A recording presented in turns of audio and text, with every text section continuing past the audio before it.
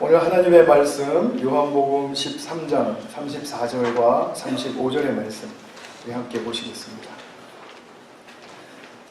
우리 개역개정으로 읽고요. 또 제가 새 번역으로도 또 한번 읽어드리겠습니다. 개역개정으로 우리 한번 같이 읽겠습니다. 시작.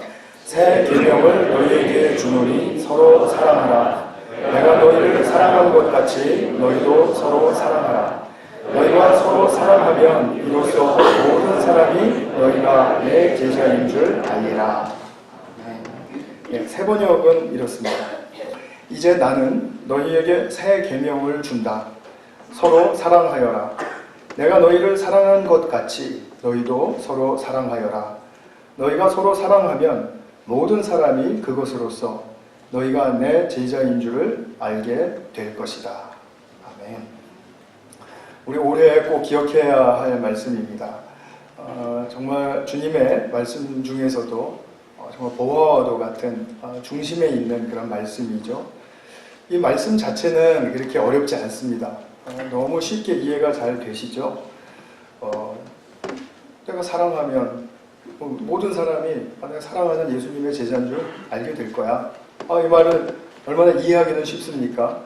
그런데 이 말을 이루기는 얼마나 어렵고 또 막연한지 모르겠습니다. 내가 나는 예수님 믿는 사람입니다 라고 이야기하지 않는데도 불구하고 당신은 정말 예수님 믿는 사람인가 봅니다 이렇게 말해준다면 여러분 어떻게 느끼시겠어요? 굉장히 정말 뿌듯하고 그리고 자랑스럽게 느껴지시겠죠? 그런데 이렇게 말을 듣는 사람들이 좀 많아졌으면 좋겠다라는 그런 바람이죠. 벌써 한 13년 전쯤 된 것 같습니다. 제가 그 양평에 있는 영성원, 모세골이라는 기독교 영성원에 갔는데 그때 그곳을 담임하시던 임영수 목사님을 제가 처음 뵙는 기회였었습니다. 그 전부터 이제 알고 있었지만 그분을 꼭 뵙고 싶었는데 그날 이제 첫 만남이 이루어지는 날이었습니다. 그래서 영성원이 이제 골짜기에 이렇게 쭉 언덕바지로 되어 있기 때문에 정문에서부터 가방을 끌고 숙소까지 이제 많이 걸어 들어가야 됩니다. 근데 멀리서 어떤 나이 드신 이제 남자분 한 분이 진돌아 이러시면서 이제 계속 두리번 하면서 이제 찾으시는 거예요. 그래서 저분이 내 별명을 어떻게 아셨지? 제가 학교 다닐 때 제 친구들이 저보고 민돌이 그랬거든요. 근데 진돌이는 아닌데 그랬는데 가까이 오시고 보니까 임영수 목사님이셨어요. 그래서 제가 이제 반갑게 인사하고 숙소에 들어갈 때 이따 봅시다 그러고 이제 헤어졌는데 또 뒤를 돌아서시자마자 진돌아 그러시는 거예요. 나중에 이제 얘기를 들어보니까 그 영성원이라는 곳이 이제 시골이고 또 이렇게 한적하고 하니까 이제 개를 한 마리 두면 이제 영성원을 잘 지켜줄 거라고 그래서 어떤 분이 그 진돗개 순종을 한 마리를 이제 희사를 했답니다. 그런데 문제는 이 녀석이 밤이면은 하도 지저대가지고요 잠을 못 잘 정도가 되고 그 다음에 낮에는 그냥 이리저리 종횡무진 그냥 뛰어다니고 도망다니고 하느라고 이게 잡느라고 볼 일을 다 보시겠다라는 거죠. 그래가지고 애물단지가 됐다고 이걸 어떻게 해야 되나 싶어서 나중에 결국 안 되겠다 싶은 나머지 이제 그 개를 준 주인한테 가지고 가셨답니다. 이 개 정말 순종 맞습니까? 그랬더니 순종은 틀림없이 순종입니다. 그러면서 한마디 붙이더랍니다. 그런데요 목사님 아무리 순종이라도요 훈련받지 않으면 똥개와 같습니다. 그러더라는 거죠. 이 목사님이 이제 그때 깨닫고 이제 훈련을 시키시려고 이제 애를 쓰셨던 것 같아요. 근데 몇 년 뒤에 거기 갔더니 개가 없더라고요. 그래서 하도 훈련이 안 돼서 다시 돌려보내셨다는 그런 말씀으로 이제 결론이 났습니다. 저와 여러분이 예수님의 그 생명으로 거듭난 순종 맞죠? 제가 오늘 드리고자 하는 말씀은 아무리 순종이라도 훈련을 받아야 한다라는 말씀을 좀 드리고 싶어서입니다. 예수님께 길들여져야 한다라는 그런 말씀 드리고 싶은 겁니다. 그것이 우리에게는 정말 생명과도 같이 중요한 말씀입니다. 그런데 우리가 참 많이 무시하죠. 외면하죠. 저와 여러분이 정말 이 착하고 그리고 법을 안 지켜도 살 만큼 그렇게 우리는 정말 고든 사람이다. 또 윤리적인 사람이다. 이렇게 하는 그 차원을 훨씬 넘어서셔야 합니다. 그 정도는 예수님을 안 믿어도 다 어느 정도 됩니다. 착하고 법 없어도 살 수 있는, 물론 법 없으면 우리는 다 망가지게 돼 있지만요. 어쨌든 간에 우리의 관건은 그러한 수준을 넘어서서 조금 좀 어려운 말씀으로 드리면 하나님이 내게 심어주신 그 하나님의 형상, 창세기 1장에 나오는 하나님의 형상, 그것이 내 삶을 통해서 어떻게 드러나야 될 것인가 하는 그런 문제, 그것이 정말 우리에게는 굉장히 중요한 문제가 되는 것입니다. 우리 지난 주말에 이필찬 목사님 모시고 우리 집회를 가질 때 그분이 4시간에 걸쳐서 늘상 하신 말씀이 창조의 회복, 그런 말씀 많이 들으셨죠? 에덴의 회복. 창조의 회복이라는 게 뭘까요? 우리 인간에게는 창조의 회복이 무엇입니까? 하나님께서 우리를 지으실 때 각 사람에게 당신의 형상을 집어넣어 주셨습니다. 그 형상대로 우리를 지어주셨습니다. 자, 그렇다면 우리는 그 창조된 목적이 하나님의 형상을 우리의 삶을 통해서 드러내는 데 있습니다. 나타나게 하는 데 있습니다. 그럼 그 일을 어떻게 할 것인가? 그것이 우리에게 굉장히 중요한 이슈가 되어야 되는 거죠. 그래서 오늘 좀 그 말씀을 드려보려고 합니다. 먼저 우리에게는 영적 훈련이 필요하다라는 것입니다. 그 창조의 회복으로 나아가기 위해서, 하나님의 형상이 드러나게 하기 위해서는 우리가 영적 훈련이 있어야 한다. 예수님께 길들여져야 한다. 라는 그 말씀이죠. 사람의 존재는 크게 두 가지로 나눠 볼 수 있습니다. 한 가지는 육체적인 측면이 있죠. 육체적인 측면은 딱 줄여서 이야기하면 생명지향적입니다. 누구나 다 우리는 살려고 하는 쪽으로 애쓰게 되지 죽으려고 하는 쪽으로 애쓰게 되지는 않습니다. 아무리 자기 목숨을 끊고자 하는 충동이 있어도 자기가 숨을 안 쉬어서 죽는 사람은 없죠. 우리의 육체는 그렇게 지어져 있지 않습니다. 우리가 배고프면은 품이고 뭐고 개걸스럽게 빨리 먹어내야 되죠. 살려고. 그죠? 너무 피곤하면 낙엽 위에라도 쓰러져서 잠을 자는 것이죠. 살려고. 그래서 우리는 살려고 하는 쪽으로 우리의 육체는 디자인이 철저하게 되어 있습니다. 그래서 위협이 느껴지게 되면 도피하든지 방어하든지 아니면 싸우든지 하여튼 살려는 쪽으로 가게 되어 있다는 거죠. 우리의 육체는 생명지향적입니다. 그럼 우리에게는 또 정신적인 세계가 있죠. 두 번째 측면입니다. 정신세계 속에서는 우리는 누구나 다 아무리 자기가 잘못 살았고 나쁜 사람이고 하더라도 내가 사랑하는 사람들, 내 가족들, 또 나의 배우자는 다 참되기를 원하고 또 선하기를 원하고 또 아름답기를 원하죠. 인간은 진선미를 추구하는 그런 정신세계의 본질을 가지고 있다는 말씀이죠.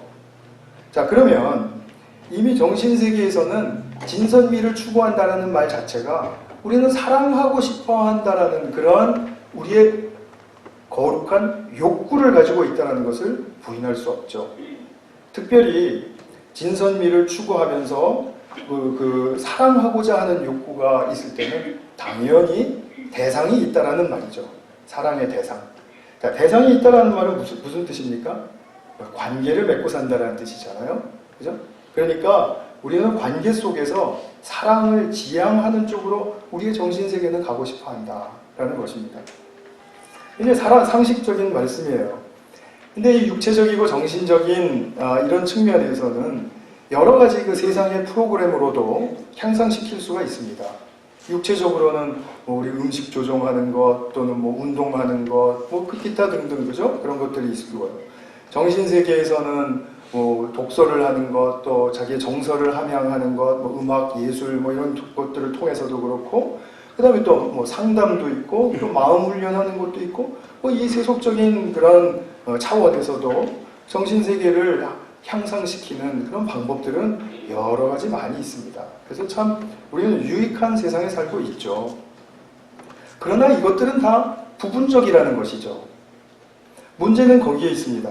이런 부분적인 것들을 하나씩 하나씩 고치고 향상시키는 것은 누구에게나 다 필요하고 좋은 일인데 그러나 이러한 방식에만 머물러 있어서는 사람의 참 모습, 즉 하나님의 형상이 잘 드러나지를 못한다. 그 말이 무슨 뜻인지도 모른다. 그 말이 무슨 뜻인지 모르니까 외면하기 쉽다. 이런 말씀입니다.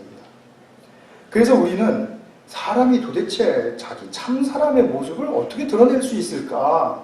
이것에 대한 성경의 도전이 있다면 그러면 우리에게는 확실한 답이 있다는 것을 곧 발견하게 됩니다. 그것은 무엇이냐면 예수님의 인간으로 오신 예수님의 삶에서 예수님은 참 사람의 모습을 그러니까 인간 예수로서의 참 사람의 모습을 드러내셨다는 거죠. 아주 정점을 찍으면서 드러내셨다는 거죠. 그러니까 예수님을 보면 사람은 저렇게 참 모습을 드러내면서 사는 삶이 정상이로구나. 저것이 바로 하나님께서 우리에게 원하시는 인생의 길이로구나 하고 알 수 있게 된다는 것입니다. 그래서 예수님도 당신에게 있는 하나님의 형상을 그토록 하나님 아버지와의 교제를 통해서 순종함을 통해서 또 기도와 또 그 형제 자매들을 섬김을 통해서 잘 드러내셨어요. 드러내셨으니까 우리도 예수님과 저런 수준으로 살아야 되나 하는 그런 이제 의아함을 가지실지 모르겠습니다. 그러나 예수님과 똑같은 수준이 되라는 말이 아닙니다. 예수님을 보고 우리가 배울 수 있는 것은 뭐냐면 예수님이 살아가셨던 방식을 배우라는 것입니다. 방식. 그러니까 방식을 배워가면 프로페셔널들이 막 이제 자기의 그 방식을 여기서 굉장한 수준에 올라가 있지 않습니까? 그러면 이제 초보자들은 어떻습니까? 그냥 저거는 프로가 하는 방식이니까 나에게는 또 다른 방식이 있겠지 그렇게 합니까? 그러지 않죠. 프로가 배웠던 초보적인 그러한 방식의 과정들을 우리 모두가 다 초보자들이라도 배워야 되는 거죠. 그죠? 그런 동일한 방식을 배워야 된다는 것입니다. 그 방식을 한마디로 얘기하면 뭘까요? 예수님의 삶의 방식을 한마디로 줄인다면 어떤 표현을 할 수 있을까요? 사랑과 긍휼의 방식이다. 이것이죠. 나를 내어주는 사랑, 또 남을 불쌍히 여기고 공감하는 사랑. 그것으로 살아가는 방식이다라는 것입니다. 그것이 바로 예수님께서 아버지 하나님을 공감하시고 또 아버지 하나님께 속해서 사실 수 있었던 온전한 삶을 사실 수 있었던 그런 이유이고 또 사람을 향해서도 그분이 자신의 모든 것을 내어주는 사랑 그리고 그들과 함께 동행하면서 그들을 이해하고 공감하고 마음속 깊이까지도 긍휼히 여기실 수 있었던 바로 그 삶의 방식 그것을 배워야 된다는 거죠.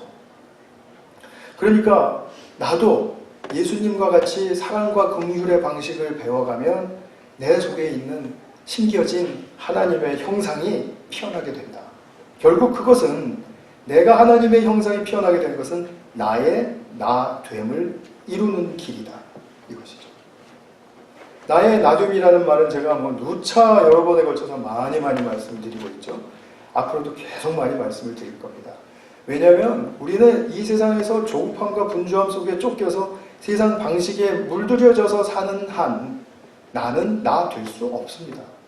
세상이 원하는 나를 만들려고 무진장의 애를 쓸 뿐입니다. 그러다가 결국은 허무해집니다. 그러나 작은 것 하나라도 나의 나됨이 무엇인지를 터득하고 그 나의 나됨을 즐길 수 있는 부분적으로나마 그런 사람이 된다면 그 사람은 자신의 인생에 정말 바른 트랙에 들어와 있는 것이죠. 이것이 우리에게 도전이 되셔야 합니다.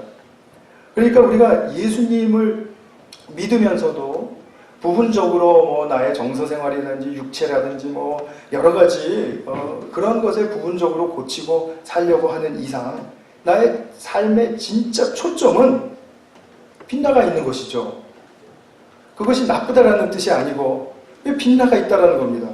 결국 우리의 삶에서 척추와 같이 이 중심을 형성해야 하는 바로 그것은 무엇입니까? 그것이 바로 나의 나됨을 이루어가는 사랑과 긍휼의 삶의 방식이다. 이것이죠. 여태까지는 우리가 부분적으로 근육통 치료하고 신경통 치료하고 그렇게 살았다면 이제는 우리가 건강하게 척수를 만들어낼 수 있는 척추를 잘 만들어내야 된다라는 거죠.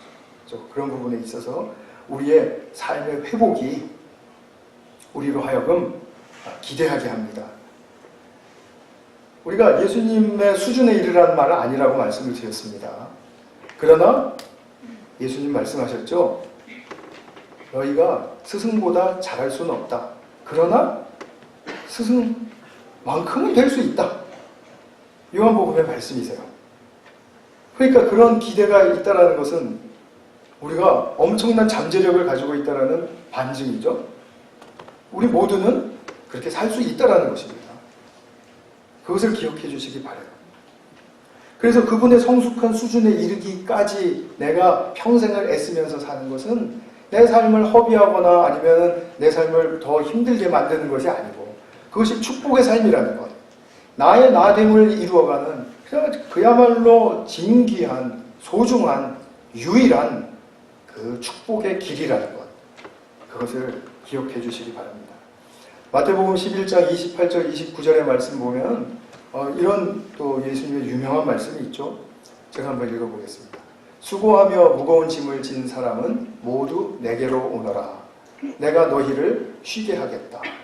나는 마음이 온유하고 겸손하니 내 멍에를 메고 나한테 배워라. 예수님한테 배우라고 말씀하세요.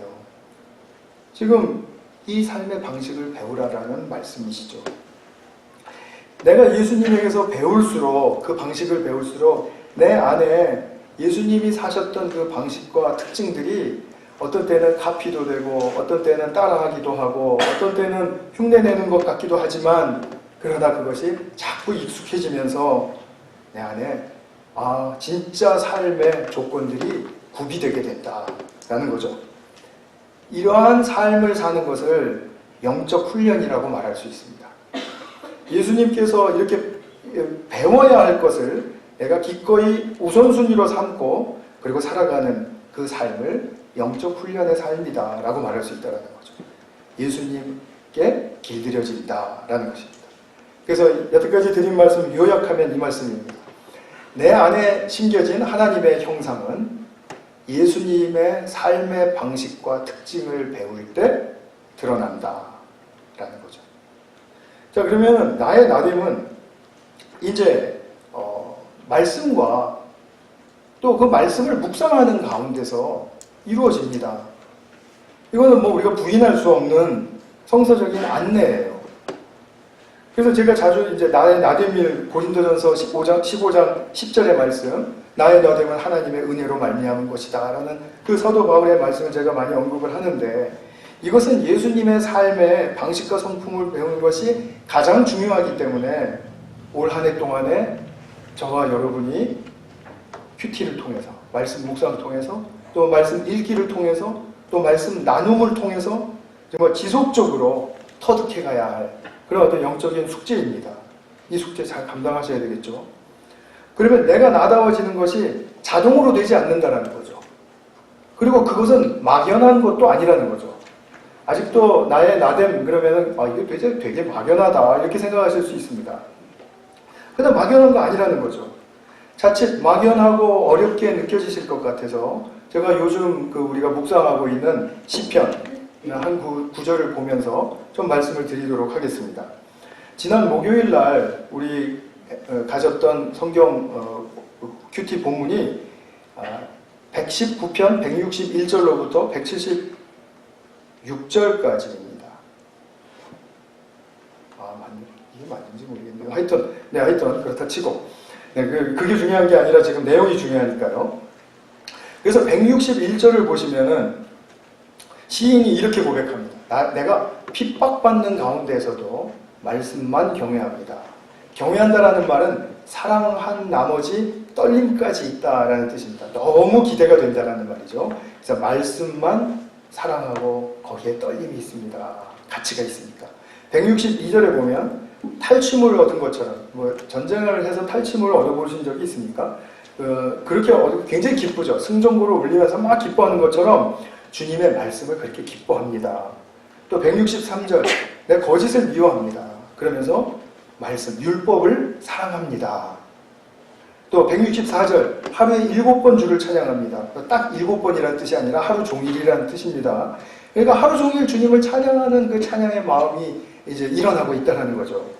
165절, 주의 법, 말씀이죠. 주의 말씀을 사랑하는 자는 평안합니다. 제가 지금 그렇습니다. 그러면서 말씀을 사랑하니까 삶의 장애물이 없어졌습니다. 진짜 실제로 장애물이 없어진 게 아니고 장애물이 그냥 넘어갈 수 있는 정도의 그런 장애물이 됐다라는 거죠. 그죠? 그리고 166절, 주님 구원을 바라며 지금보다 내가 더 회복되기를 원하는 그런 마음으로 주님의 계명, 말씀을 행합니다. 167절, 주의 증거들을 지켰습니다.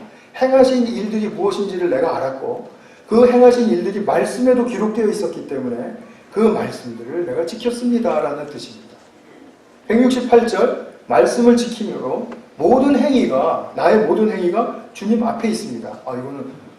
내가 모든 행위가 주님 앞에 있으면 나는 안 되는데요. 이렇게 생각하실지 모르지만 그 굉장히 큰 축복입니다. 주님께서 나를 평가하시고 나를 인정해 주신다라는 뜻이기 때문에 이것은 굉장히 큰 축복이고 우리가 기다려야 하고 기대해야 할 것입니다. 내가 주님 앞에서도 아직도 숨기를 원하신다면 복음을 아직 잘 모르신다라고 볼 수 있습니다. 그러니까 이것은 우리가 모든 행위가 주님 앞에 있다는 것은 굉장히 자랑스러운 일이죠. 또 그 다음 169절부터 176절까지는 이제 간청의 영역이에요. 지금까지는 고백의 영역이었습니다. 말씀을 사랑합니다. 말씀을 즐거워합니다. 말씀을 사랑, 이렇게 했는데요. 그 다음에 이제는 간청하는데 169절에 깨닫게 하소서, 그 다음에 건지소서, 도움이 되게 하소서, 살게 하소서, 영혼이 살게 한다는 말은 나의 내적인 자각이 일어나게 해달라는 거죠. 그래서 내 영적인 눈이 뜨여져서 여태까지 보이지 않던 그런 진리들이 발견되게 하시고 이것이 진짜 주님 걸어가신 그 길이구나, 그거 보고 따라가게 하라는 거죠. 영혼이 사는 것은 바로 그런 것이죠. 그 다음에 주의 종을 찾으소서, 나를 찾아주세요. 나를 발견해 주시기를 원합니다. 주님, 나를 모른 척 하시지는 않죠? 이런 뜻입니다. 얼마나 간절한 간청입니까? 이 고백과 간청의 이 모든 이 표현들을 딱 짧게 줄이면 뭐라고 표현하시고 싶습니까? 이 사람은 어떤 사람입니까? 이 시인은 도대체 어떠한 상태에 있길래 이렇게 고백과 간청이 계속 지금 161절부터 176절까지만이 아니라 지금 앞에 1절부터 그랬어요. 끝절까지 그렇습니다. 시인의 모든 고백과 간청을 통해서 그는 어떤 사람이라고 한번 요약해 보시겠습니까? 제가 다 들어보고 싶은데 제 시간이 없으니까 한번 속으로만 생각을 해보세요. 제가 딱 생각했던 건 성도님들께 이 질문을 드려야 되겠다. 그리고 제가 딱 생각났던 건 뭐냐. 이 사람 말씀에 미친 사람이구나. 제대로 된 사람이구나. 딱 한마디가 저는 그걸로 귀결이 됐습니다. 말씀, 좀 고급 표현으로 하면 말씀에 매료된 사람이다. 말씀에 붙들리고 또 말씀을 붙들려는 사람이다. 그거죠. 왜 이렇게 말씀에 붙들리고 말씀을 붙들어야 한다라는 고백과 간청이 이 사람의 이 삶 속에 가득할까요? 왜 그럴까요? 우리가 분주함과 조급함 속에서 계속 묻혀 있었던 그런 삶의 진정한 나의 욕망을 잊어버렸고 잃어버렸기 때문입니다. 내가 진짜 원하는 내 속에 깊이 있는 그 거룩한 열망은 무엇입니까? 내가 참 사람이 되고 싶다라는 것입니다. 예수님이 당신의 참 모습을 그렇게 나타내셨듯이 나도 내 인생에 부어주신 이 잠재성을 다 발휘하고 그것을 다 활용해서 결국 궁극적으로 나도 나됨. 우리 백동욱 집사님의 백동욱 집사 됨. 우리 태훈 형제 됨. 이것을 이루고 싶은 우리의 열망이 있습니다. 근데 이것이 묻혀져 있고 감추어져 있고 외면되었고 왜곡되었고 하니까 이 갈망을 그토록 표현조차 하기가 어려운 상태에 우리가 와 있는 거죠. 그렇다면 우리의 지금 이 상태는 얼마나 하나님이 원하시는 창조의 회복의 길에서 빗나가 있는지를 아실 수가 있겠죠. 이것이 바로 우리에게 좌표가 되어야 되는 것이죠. 바로미터가 되어야 되는 것입니다. 내가 진짜 나의 진짜 참 삶을 살고 싶은가? 내 인생이 앞으로 얼마가 남았든지 간에 나는 진짜 나의 나됨의 삶을 살고 싶은가? 어용으로 사는 게 아니라 내가 진짜 하나님께 간구하는 것이 뭐 경제 사정이 좀 낫게 해주십시오. 또 뭐 좀 더 편안하게 해주십시오. 또 내 문제가 좀 풀렸으면 좋겠습니다. 하실 수 있습니다. 이거 나쁘다라는 뜻이 전혀 아닙니다. 그런 생각이 들지만 그런 주제에만 머물러 있으면 우리는 계속 뭐 어느 종교에 있으나 마찬가지고 사실 종교를 안 가져도 되는 정도이죠. 그 정도는. 그러니까 우리가 이런 주제에 머물러 있을 것이 아니라 내가 진짜 살고 싶은 삶이 무엇인가? 내가 진짜 찾아야 할 나의 나됨의 삶이 무엇인가? 그것을 찾으려고 했는데 나의 힘으로서 너무 무력하고 무능한 거예요. 내가 이거 무슨 말인지도 모르겠고 이거 어떻게 살아야 되는지도 모르겠고 길이 어디 있는지도 모르겠으니까 내가 너무 무력함을 느끼는 거예요. 근데 무력함은 느끼는데 너무 간절해지니까 하나님의 말씀밖에는 붙들 것이 없다라는 것을 발견한 이상 나의 삶은 하나님 말씀에 올인 시켜야 되겠구나. 지금 그것을 시인은 표현하고 있는 것입니다. 그래서 시인은 자기의 주님의 능력 있는 말씀에 내가 전적으로 의탁하지 않고서는 내 삶이 이게 여전히 흔들리고 불안하다. 이것을 본 거죠. 그러니까 이 사람의 고백과 간청의 정중앙에는 주님의 말씀이라는 주제가 있는 것입니다. 말씀에 대한 매료됨이 있다는 거죠.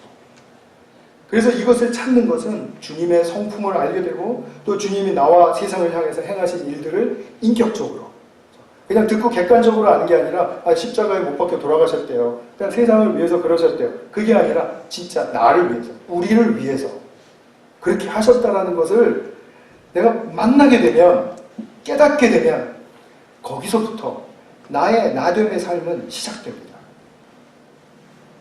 그러니까 우리는 이 삶을 매일 시작하고 매일 걸어가고 매일 매듭 짓고 그 다음 날이 되면 또 시작하고 또 그 길을 걷고 또 매듭 짓고 이렇게 하는 것이죠. 내게 있는 어떤 중요하게 여기는 것도 말씀보다도 중요하지 않다. 그거죠. 이것이 나의 깊은 정직한 고백이 될 때 우리는 비로소 말씀에 대한 헌신이 무엇인가를 알고 거기에 그 세계에 들어가게 되는 것입니다. 이것을 위해서 누구나 할 수 있습니다. 왜냐하면 성경 없으신 분 있나요? 성경 읽을 시간 없으신 분 있나요? 그건 핑계죠. 성경 읽을 시간 다 있으시죠? 성경 묵상할 시간 없으세요? 내면 다 있죠? 저 있습니다. 드라마 한 편만 줄여도, 그죠? 2편만 줄여도 일주일에 100몇십 분이라는 시간이 남게 됩니다. 제가 이렇게 힌트를 드리면 너무 유치한가요? 네. 늘 성경 말씀을 가까이 하고 읽고 묵상하고 실행하는 건 하려고 그렇게 되는 거죠. 내가 이걸 의무 삼아 하면 이게 짐이 되는 거고요. 지금 시인과 같은 그런 심정이면 이게 되는 거죠. 그래서 내가 정말 바쁜 삶이지만 내가 15분, 30분이라도 낼 수 있는 거죠. 그렇게 할 수 있는 거죠. 그래서 말씀을 찾고 구하고 두드리는 일에 길들여져야 된다는 것입니다. 이 시인의 중심이 있는 이 고백과 간청은 이거 내가 길들여지지 않으면 무의미합니다. 그냥 허공의 그냥 말이에요. 내게 어떤 지침이 되고 나를 힘을 주는 말씀이 아니라 그냥 시인은 그랬나 보다. 뭐 그렇게 따라하는 사람이 있겠다. 뭐 없지는 않겠지. 뭐 이 정도에서 끝나면 이게 나한테는 무의미한 거죠. 그죠? 그러면 계속해서 우리는 되풀이됩니다.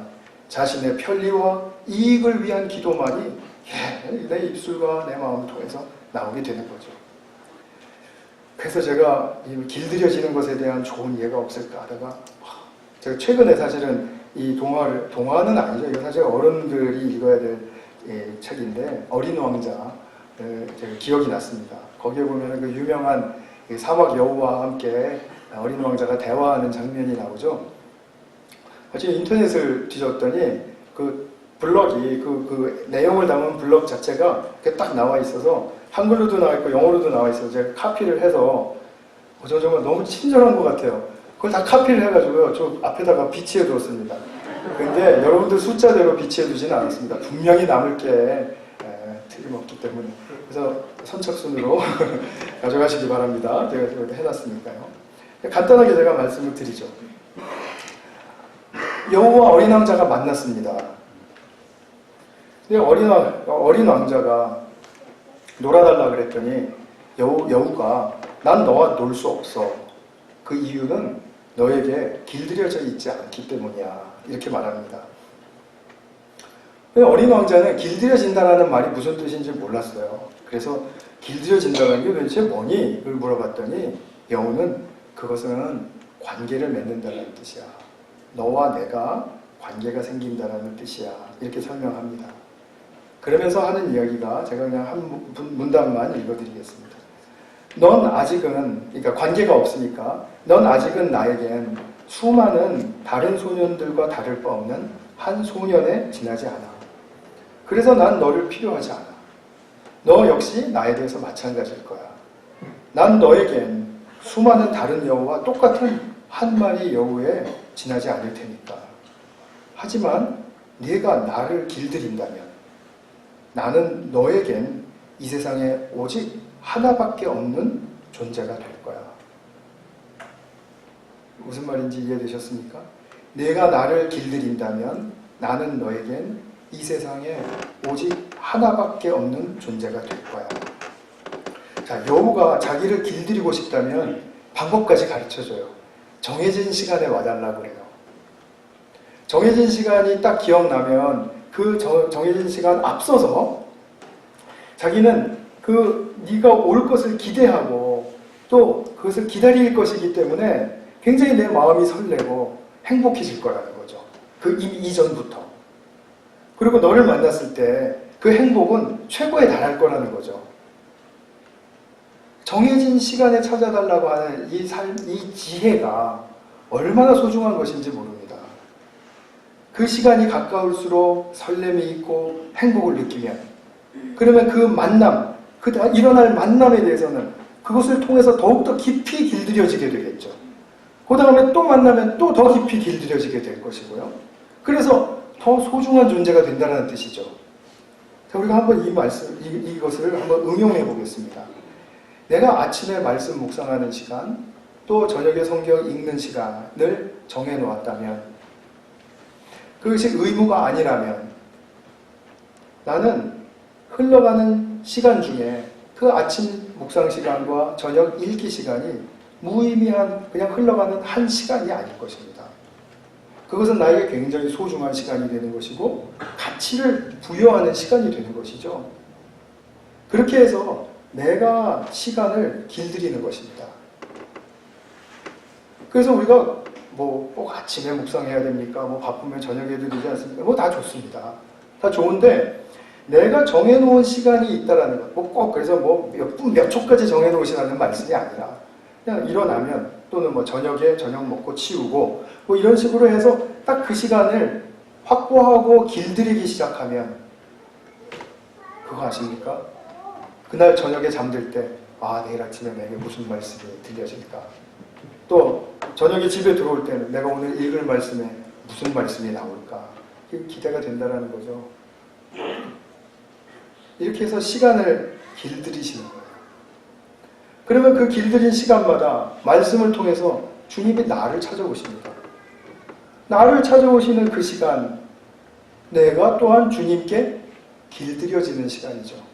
주님께서 말씀하시고 나는 주님께 귀를 기울이니까요.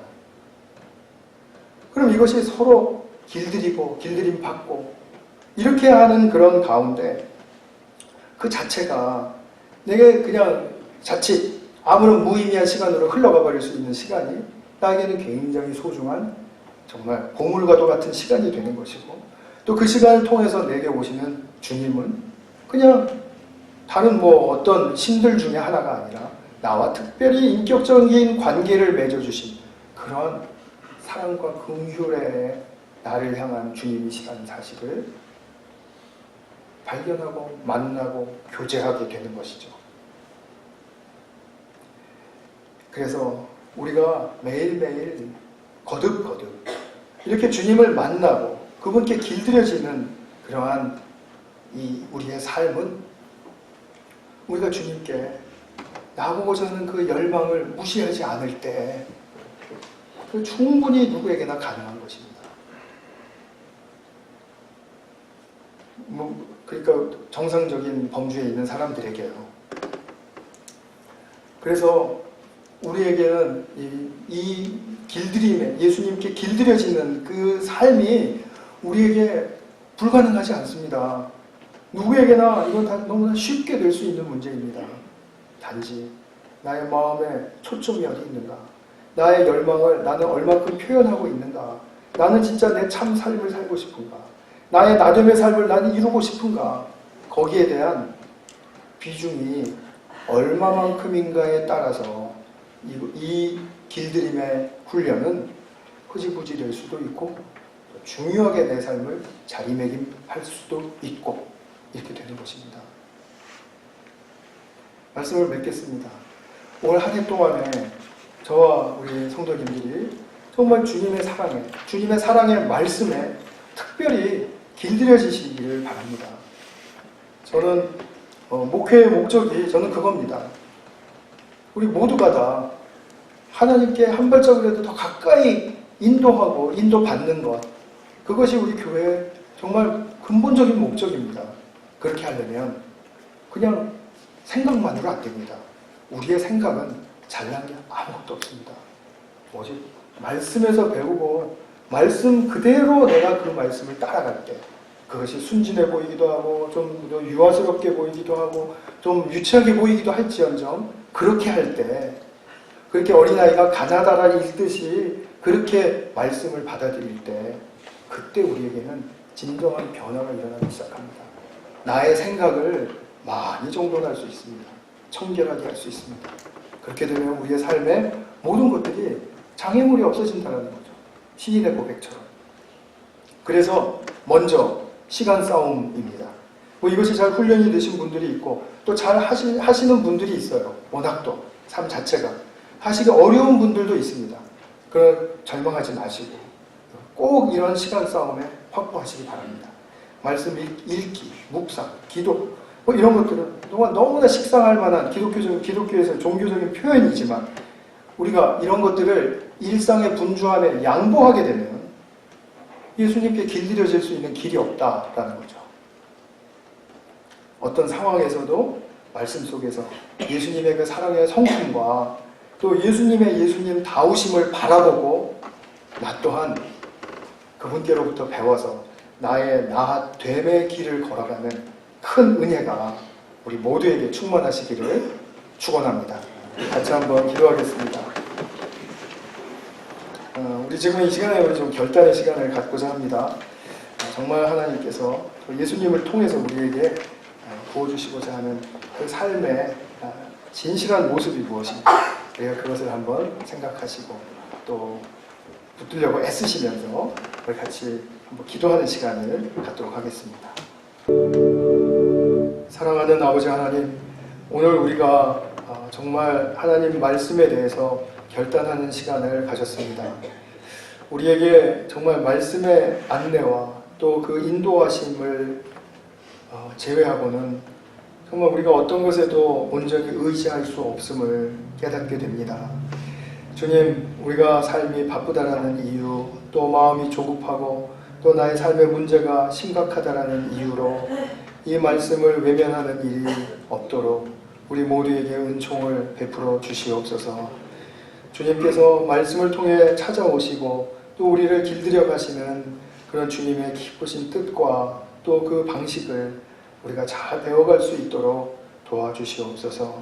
그래서 올 한 해 정말 하나님 말씀에 대하여 다시 한번 눈이 깊게 뜨이고 그리고 우리의 삶이 그 말씀에 조명되어서 정말 볼 것을 보고 보지 말아야 할 것을 보지 말고 또 들을 것을 듣고 듣지 말아야 할 것을 듣지 말고 그렇게 지혜롭게 살 수 있는 그 주님이 원하시는 삶이 이루어지게 하여 주시옵소서. 그것이 나의 나됨을 이루어가는 길인 줄 믿고 감사와 찬양을 올려드립니다. 우리 구주 예수 그리스도의 이름으로 기도하였습니다. 아멘.